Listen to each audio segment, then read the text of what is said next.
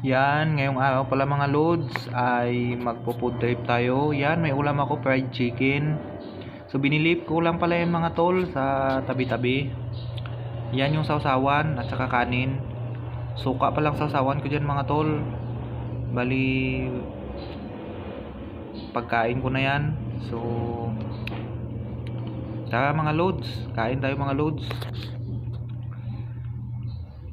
Bali, dalawang fried chicken at saka isang order na kanin. All goods na po yan mga tol. Shout out yan sa lahat ng followers ko, FB, YouTube. Shout out din Mega Love sa mga kasabay kong kumakain ngayong araw. So ayan na mga tol, bali pinainit ko lang yan. Tapos yung fried chicken pala natin mga tol, na haluan pala yan ng suka.